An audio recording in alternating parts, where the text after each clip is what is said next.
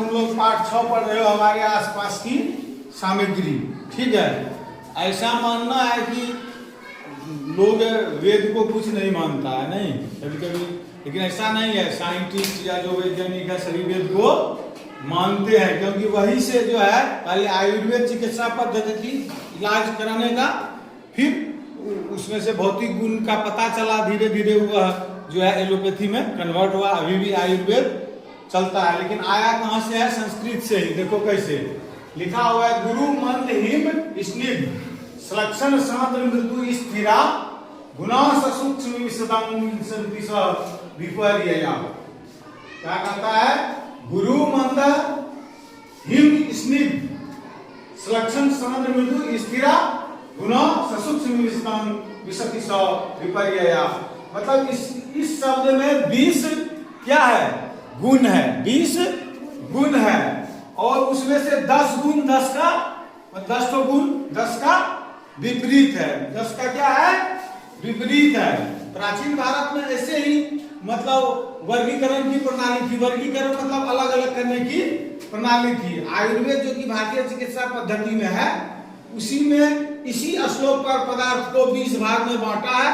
10 का 10 विपरीत है, यानी 10 का जोड़ा है। जैसे है कि गुरु मतलब भारी, लघु मतलब हल्का है ना दिया हुआ। तो कहता यही 20 यथार्थ गुण है और इसमें से 10 जोड़े हैं। देख लो क्या है? गुरु मतलब भारी, लघु मतलब हल्का। गुरु दिया हुआ है, मंद मतलब धीमा, तीक्ष्ण मतलब तुरंत दिया हुआ है। मंद दिया नहीं, यहाँ हिम मतलब ठंडा, शीतल दिया हुआ है। स्निग्ध दिया हुआ है, स्निग्ध मतलब चिकना।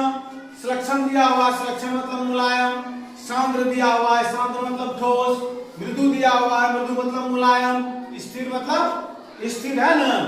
उसके बाद गुना, फिर सूक्ष्म दिया है, सूक्ष्म का छोटा। विषद ये चिपचिपा है, ये क्या है?